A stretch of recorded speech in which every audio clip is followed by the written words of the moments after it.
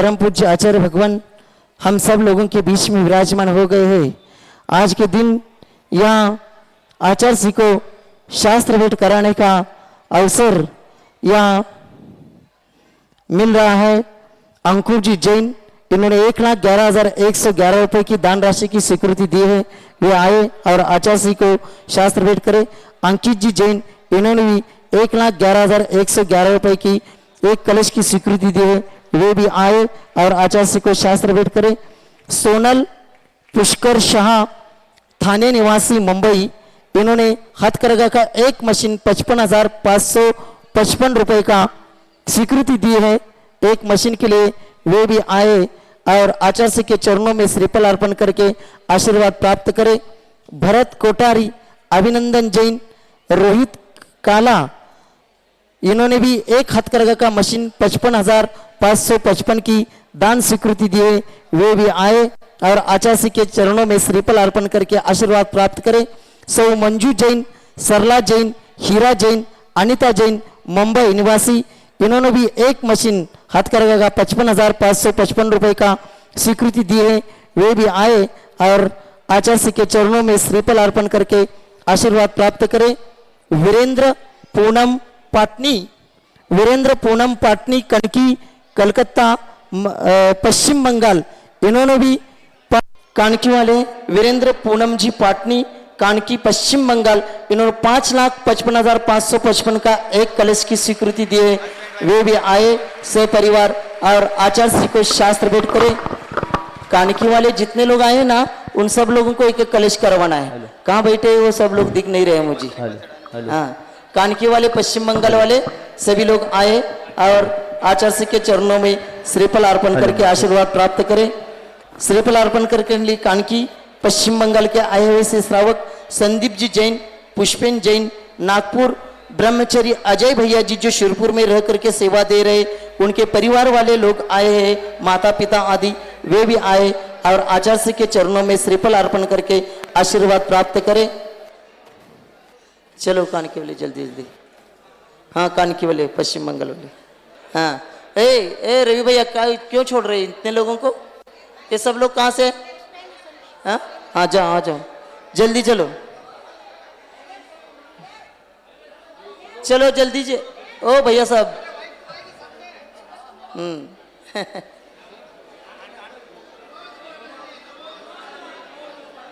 श्रीफल, शास्त्र पर श्रीफल मत रखो, शास्त्र के ऊपर से श्रीफल निकालो, शास्त्र के ऊपर के श्रीफल। हाँ चले,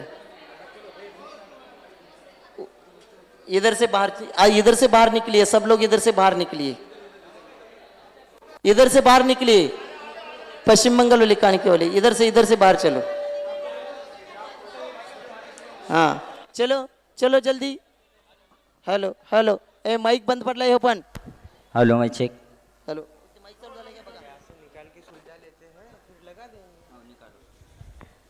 hello hello hello,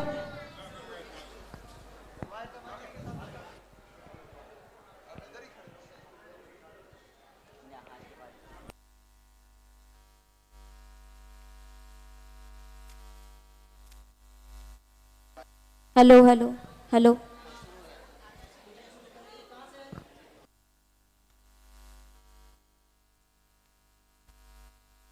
hello hello, सुरू झाले ते? बटन सुरू करा ना ते। आणखीन एक माईक द्या, अशोक भाई वायरचा आणखीन एक माईक द्या, सेल बदला त्यातली। हाँ चलो जल्दी। विमल कुमार जी, अमित कुमार जी जैन, मुरैना निवासी, इन्होंने भी 1,11,111 रुपये का एक कलश की दान स्वीकृति दिए। वे भी आए और आचार्य जी को शास्त्र भेंट करें। श्री आचार्य श्री विद्यासागर जी के चरणों में झुका रहा अपना माथा, जिनके जीवन की हर चर्या बन पड़ी स्वयं ही नवगाथा। जैनागम का वह सुधा कलश जो बिखराते हैं गली गली, जिनके दर्शन को पा कर के खिलती मुरझाई हृदय कली। ओम रूम परम पूज्य संत श्रोमणी आचार्य भगवान विद्यासागर जी महामुनींद्र अत्र अवतर सौष्ठ इति आह्वाननम् अत्र तिष्ठ तिष्ठोट स्थापनम् अत्रम सन्नितोष्ठ स्थापनम् सनदीकरणम्। सांसारिक विषयों में पढ़कर मैंने अपने को भरमाया, इस राग द्वेष की वैतरणी से अब तक पार नहीं पाया। तब विद्या सिंधु के जलकण से भव कालुष धोने आया हूँ। आना जाना मिट जा मेरा यह बंध काटने आया हूँ। ओम रूम परम पूज्य संत श्रोमणी आचार्य भगवान विद्यासागर जी महामुनींद्राय जन्म जरा मृत्यु नाशनाय जलम निरूपामिति स्वाहा। क्रोध अनन में जल जल कर अपना सर्वस्व लुटाया है, निज शांत स्वरूप ना जान सका, जीवन भर उसे भुलाया है। चंदन तम शीतलता पाने अब शरण तुम्हारी आया हूँ। संसार ताप मिट जाए चंदन वंदन को लाया हूँ। ओम रूम परम पूज्य संत श्रोमणी आचार्य भगवान विद्यासागर जी महामुनींद्राय संसार ताप विनाशनाय चंदनम निरूपामिति स्वाहा। जड़ को ना मैंने जड़ समझा, नहीं अक्षय निधि को पहचाना, अपने तो केवल सपने थे भ्रम और जगत का भटकाना। चरणों में अर्पित अक्षत है, अक्षय पद मुझको मिल जावे, तब ज्ञान अरुण की किरणों से यह हृदय कमल भी खिल जावे। ओम रूम परम पूज्य संत श्रोमणी आचार्य भगवान विद्यासागर जी महामुनींद्राय अक्षय पद प्राप्त अक्षतम निरूपामिति स्वाहा। इन विषय भोग की मदिरा पी मैं बना सदा से मतवाला, तृष्णा को तृप्त करे जितनी उतनी बढ़ती इच्छा ज्वाला। मैं काम भाव विध्वंस हेतु मन सुमन चढ़ाने आया हूँ। यह मदन विजेता बन न सके, यह भाव हृदय में लाया हूँ। ओम रूम परम पूज्य संत श्रोमणी आचार्य भगवान विद्यासागर जी महामुनींद्राय काम बाणुनाशनाय पुष्पम निरूपामिति स्वाहा। इस क्षुधा रोग की व्यथा कथा भव भव में कहता आया हूँ। अति भक्ष अभक्ष भखे फिर भी मन तृप्त नहीं कर पाया हूँ। नैवेद्य समर्पित करके मैं तृष्णा की भूख मिटाऊंगा।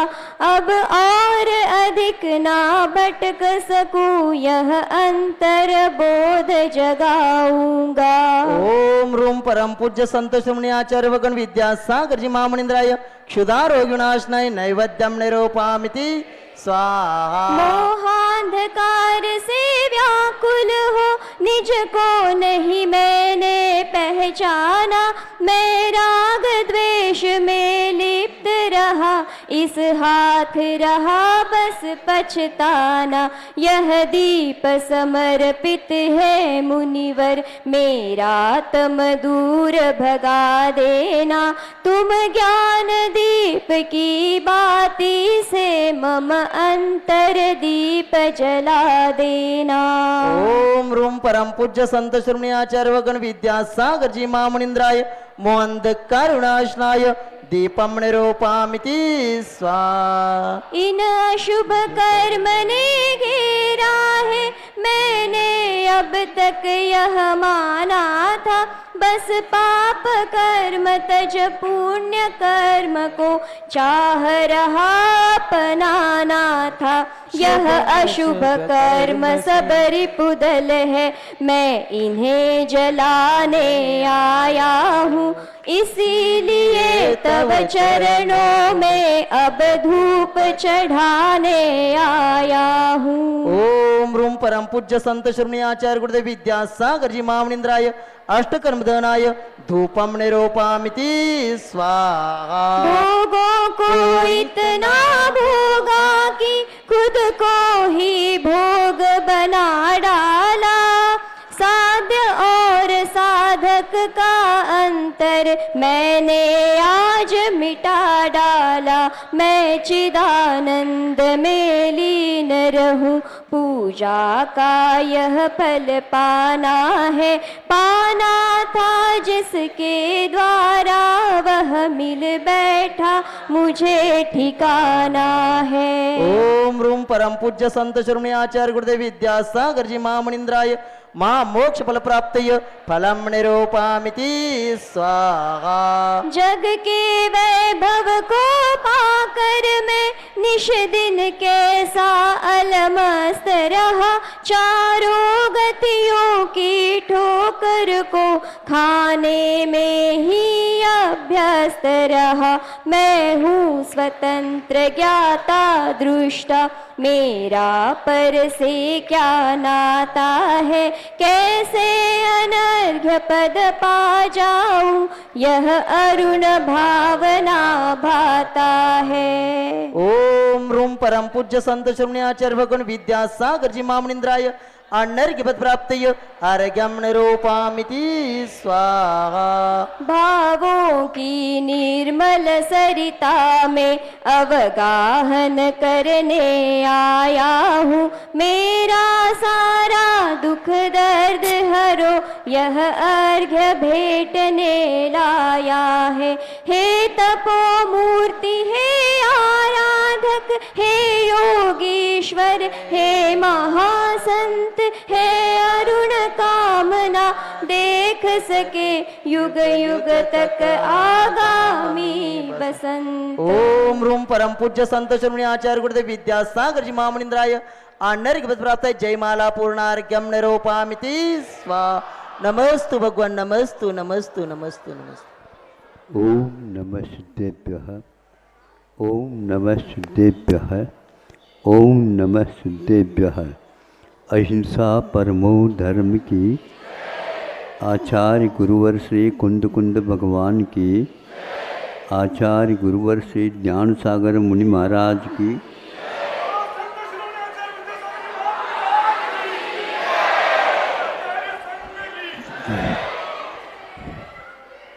सुनो।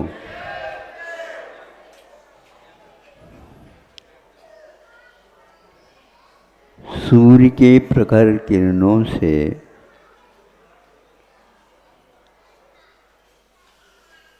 जो वृक्ष मुरझाने की ओर हो जाते हैं, म्लान हो जाते हैं, सूखने को हो जाते हैं,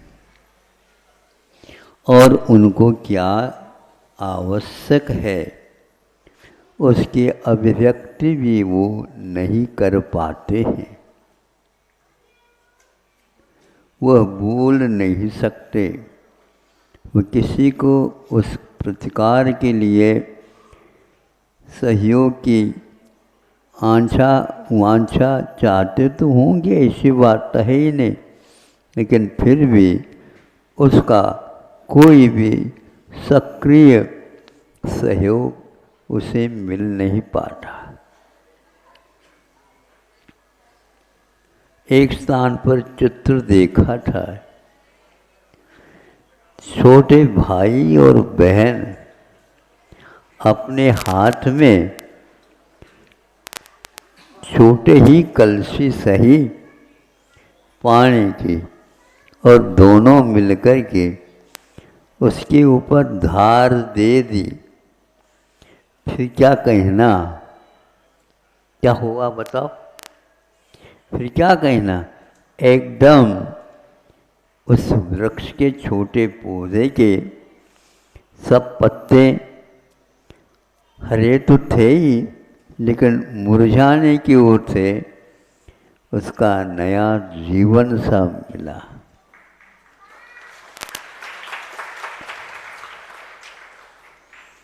बच्चों के मन में उल्लास तो था ही, माता पिताओं का, अड़ोस पड़ोस का सहयोग भी रहा, प्रोत्साहन भी रहा, बच्चों को भी वह अच्छा लगा।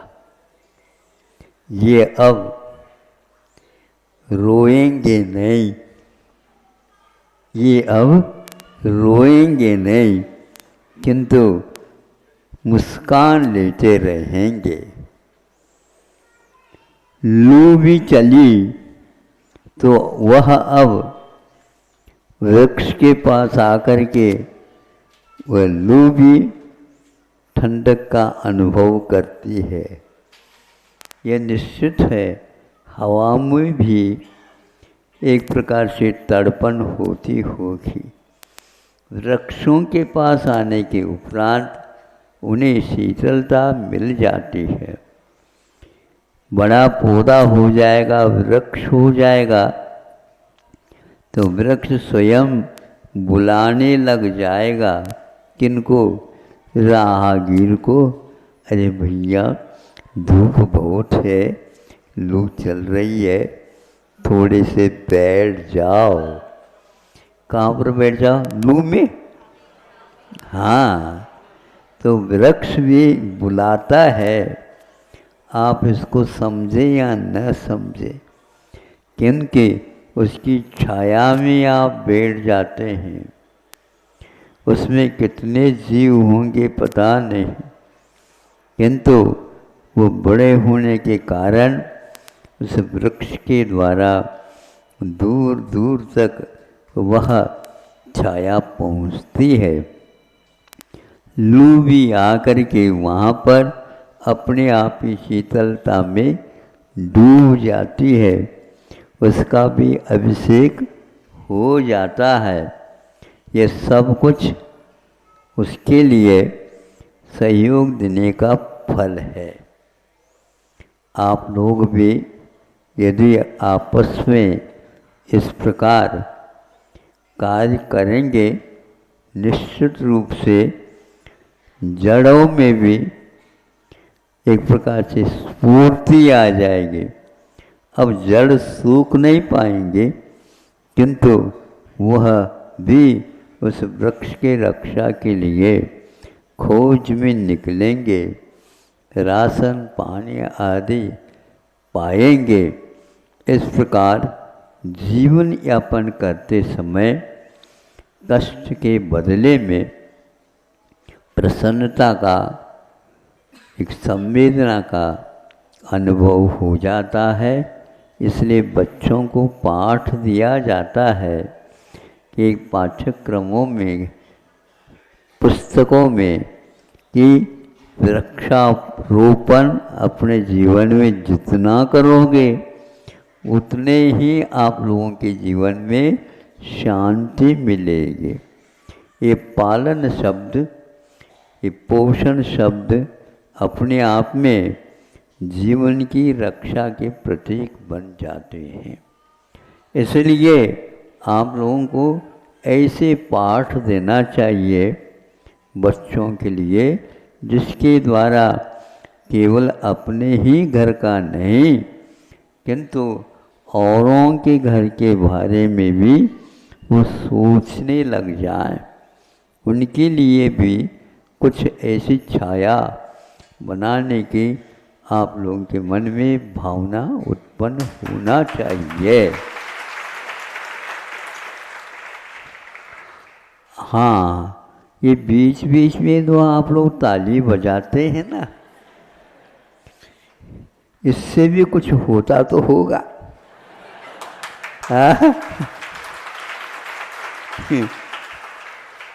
लेकिन ज़्यादा नहीं बजाना चाहिए। तो उससे जिस समय ताली बजाते हैं उस समय स्वयं के भावों में भी ज्वार भाटा जैसे समुद्र में उठते हैं वह अवश्य उठते हैं और कानों में जाकर के वह दूसरे के लिए भी प्रेरणा देते हैं। सुख के घड़ियों में आप भी शामिल हो जाओ। बिल्कुल आचार्यों ने इसके लिए इसलिए कहा घंटा ध्वजादि परिवार विभूषितेभ्यो, ये मंदिर वगैरह में घंटा लगाए जाते हैं, अनेक प्रकार के वहाँ पर ध्वजा आदि फहराए जाते हैं, झालर बजते रहते हैं, नूह पर गूंजते रहते हैं और वहाँ पर पूजन होती रहती है। जो करने वाले हैं तो उनको उतना आनंद मिल रहा हो या नहीं मिल रहा हो, किंतु देखने वालों को बहुत ही आनंद आता है। हमें भी उत्साह होता है जब श्रोतागण समझदारी के साथ सब सुनते रहते हैं और वो संस्कार लेकर के जाएंगे। इस प्रकार के उच्च कार्य, पावन कार्य, जो कि अपने लिए भी बहुत ही उसमें हिस्सा मिलने वाला है। आप जो कोई भी काम कर रहे हैं उसमें दूसरों को भी हिस्सा पहुंच जाता है, मिलता है। इसलिए आज से आप लोग प्रसन्नता के क्षण सबके लिए प्राप्त हो, ऐसे मन में भाव तो कर सकते हैं। क्षेत्रों के निर्माण में आचार्यों का कहना है, क्षेत्र वहाँ पर बनने के उपरांत और बनाने से पूर्व में वहाँ पर वृक्षों का, और वो भी फलदार वृक्षों का आरोपण के लिए कहा गया है, क्योंकि वहाँ पर दया का पालन और दूसरे के कष्टों को दूर करने के वह साधन बनाए जा रहे हैं। जो एक प्रकार से पूजन जो करता है उसके लिए अभी यह आवश्यक है, घंटा बजती रहे, झालर बजते रहें और घंटियाँ छोटी छोटी वह भी अपना निनाद सुनाते रहें।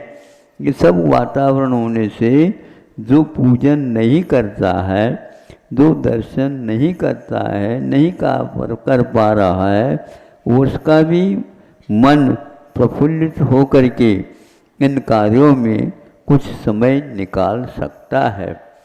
जिससे एक तो तपस्वी श्रमण होते हैं, उनके लिए इसकी कोई आवश्यकता नहीं, लेकिन कोई तप धारण करता है तो प्राथमिक दशा में उसे ध्यान के स्थान के लिए भी यही बात कही गई है। वहाँ ध्यान अच्छा लगता है जहाँ पर बाग बगीचा वगैरह होते हैं। घूमने के लिए जैसे आप लोग होते हैं चले जाते हैं, लेकिन बच्चे पढ़ने के लिए सुबह सुबह बगीचों में जाते हैं तो उनका मन अपने आप ही उस पाठ में लग जाता है। उसी प्रकार वहाँ पर सुगंधित सब वातावरण होने से मन अवश्य ही लग जाता है और वीतराग बिंब उसके सामने रहता है। ये सारे के सारे वातावरण परिसर बनाने से उसके उत्साह में अनेक गुना विकास हो जाता है और मन लग जाता है, तो विशुद्धि के स्थान उसके बढ़ने लग जाते हैं। सम्यक दर्शन की उत्पत्ति के लिए विशुद्धि बहुत आवश्यक होती है, किंतु संक्लेश परिणाम के साथ बैठोगे तो मन खेद खिन्न हो जाता है। इसलिए ऐसे वहाँ पर स्तुतियों का, पाठों का करते रहते हैं, जिसके अर्थ थोड़ा भी समझ में आ जाए तो अपने आप ही ठीक। जो तापत्रय बोलते हैं जन्म जरा मृत्यु को, जब जब जल चढ़ाते हैं आप लोग उस समय जन्म जरा मृत्यु विनाशाय, क्या बोलते हैं आगे, जलम निर्वपामीति स्वाहा। इन शब्दों में रस आ जाता है, इन शब्दों में उत्साह आ जाता है। अरे पंक्ति छोटी नहीं है, ये तो जन्म जरा मृत्यु के नाश की बात कर रही है और हम तापत्रय से घिरे हुए हैं। तो ये अर्थ यदि दिमाग में आ गया तो विशुद्धि और दिन दोगुनी और रात चौगुनी। ये महाराष्ट्र है, ये नहीं समझ में आ रहा होगा इनको। दिन दुगुनी है तो रात चौगुनी है, ऐसा नहीं खुर्राटे लेते रहो आप। रात में भी दिन की अपेक्षा से सब शांत होने के कारण आचार्यों ने कहा दिन में ध्यान कम होता है और रात तो अपनी ही रहती है। 14 घंटे की रात में तो कहना ही क्या, जितना आप चाहो उतना विकास विशुद्धि में होता चला जाता है और पता नहीं लगता। दिन की 1 घंटा भी रात के 4 घंटे निकलने में सुविधाजनक हो जाता, पता ही नहीं, क्योंकि कोई प्रकाश तक नहीं रहता। जिस समय हम एकाग्र और विशुद्ध स्थानों को पूर्ण चढ़ते हुए चले जाते हैं, इसलिए सम्यक दर्शन के लिए, चारित्र के विकास के लिए आचार्यों ने विशुद्ध स्थान को बहुत ही बड़ा स्थान दिया है, जिसके माध्यम से वह मिथ्यात्वादी सब कर्मों को नष्ट करके ऊपर चढ़ जाता है। विकास के सोपान जब चढ़ने लग जाते हैं तो उत्साह और बढ़ जाता है और उस समय नीचे न देख करके ऊपर ही देखता चला जाता है। उससे उसको लगता है कि अब हम स्थान तक पहुंच रहे हैं। कौन से स्थान? उच्च स्थान जिसको बोलते हैं। फिर इसके उपरांत न नीचे आना होता है और न ही और आगे बढ़ना होता है, शांति के साथ रहना होता है। इसलिए हमें इन विशुद्धियों को बढ़ाने के लिए स्थानों का भी निरीक्षण करना आवश्यक होता है। यहाँ पर बैठे हैं आप लोग, सुन रहे हैं तो सब कुछ भूलने में आ जाता। यदि बिठा दिया जाए धूप में, आप तो सुन लो, हम छाया की बात कर रहे हैं, तो आपको सुनने में सुविधा नहीं होगी। यहाँ पर कोई व्यवस्था ही नहीं है। आप साथ थोड़ी सी व्यवस्था ले आते तो बहुत अच्छा है, क्योंकि आज तो फोल्डिंग व्यवस्था होती है ना, साथ ले आओ करो। नहीं, आपको ये चाहिए, यहाँ पर व्यवस्था दोगे तो अवश्य ही हम आ सकते हैं। और यहाँ पर आने के उपरांत यदि मन लग गया तो आप बिना मांगे भी हम दे देंगे। इस प्रकार यह देने की बात भी, जो गांठ लगाने की बात थी, वो गांठ खोल करके वो देना भी पसंद करेंगे क्या? नहीं करेंगे। नहीं भी हो तो हम कोशिश करेंगे और उसको जुटाएंगे। ऐसे भाव अपने आप होने लग जाते हैं।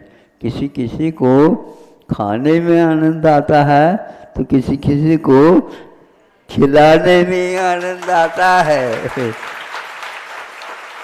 हमारे लिए तो हमेशा हमेशा शिकायत मिलती है और हम भी उस शिकायत को बहुत ही आनंद के साथ स्वीकार कर लेते हैं। उस स्वीकारता से अपने आप ही स्व और पर का उत्साह बढ़ जाता है। इतना ही पर्याप्त है। अब आगे 11 तारीख को, जो कि रक्षाबंधन का दिवस आ रहा है, जो अपने आवेदन पत्र को बांटा था, उसका काम भर्ती करने की अपेक्षा से सुनते ही प्रारंभ हो गया है और वह तीव्र गति से बढ़ने का भी एक प्रकार से अनुमान लगाया जा रहा है। यहाँ के कमेटी अथवा यहाँ के कार्यकर्ता अपने आप ही अब व्यस्त हो जाएंगे। नहीं समझे, दूसरे लोग वह महोत्सव मना लेंगे और आप उस मनाने के लिए नींव का काम अवश्य करेंगे, ऐसा भाव है। अहिंसा परमो धर्म की। हेलो हेलो, चलो परम पूज्य संत श्री आचार्य भगवान विद्यासागर जी महामणि राज जी की, समस्त आचार्य संघ की 11 तारीख को रक्षाबंधन के दिन यहाँ हथकरघा प्रशिक्षण केंद्र का उद्घाटन होने जा रहा है। पुरुषों के लिए अलग, महिलाओं के अलग, ऐसे 2 हथकरघा सेंटर शिरपुर में निकलने वाले हैं, जिसके माध्यम से सैकड़ों लोगों को रोजगार मिलने वाला है और उनका परिवार स्वावलंबी बनने वाला है। इस कार्यक्रम में आप सभी सादर आमंत्रित हैं।